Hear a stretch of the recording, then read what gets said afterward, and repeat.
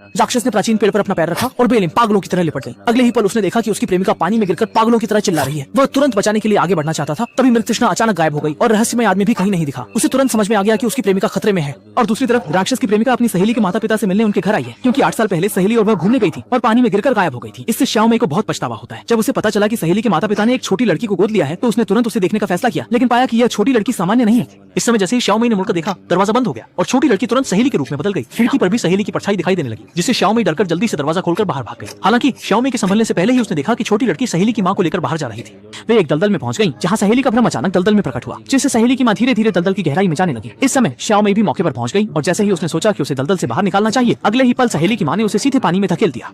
सौभाग्य से श्याओ मई समय पर छूट गई, लेकिन जब सहेली की मां फिर से हमला करने की कोशिश कर रही थी, अचानक पीछे से एक काली छाया आई और सहेली की मां को पानी में खींच ली। श्याओ मई ने बचाने की कोशिश की, लेकिन उसे कुछ भी नहीं मिला। ये 8 साल पहले की घटना की तरह ही था। जब श्याओ मई निराश हो रही थी, तब राक्षस ने सहेली की मां को बाहर निकाल लिया। बचाव के प्रयासों के बाद सहेली की मां आखिरकार जीवित हो गई।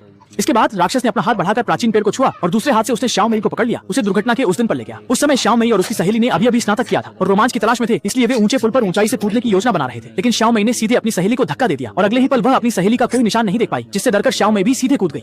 अचानक गीमी प्रकट हुई और श्याओ मई को डरपोक कहकर मजाक उड़ाया, लेकिन अगले ही पल गीमी को एक अज्ञात जीव खींच ले गया। कोई वो समझाया कि यह अंधेरे ताकतों की वजह से हुआ और इसका श्याओ मई से ज्यादा संबंध नहीं है, इसलिए श्याओ मई ने खुद को इतना दोषी महसूस नहीं किया। यही फिल्म की पूरी कहानी है। लाओ लितो फिल्में बताते हैं, केवल अच्छी फिल्में बताते हैं।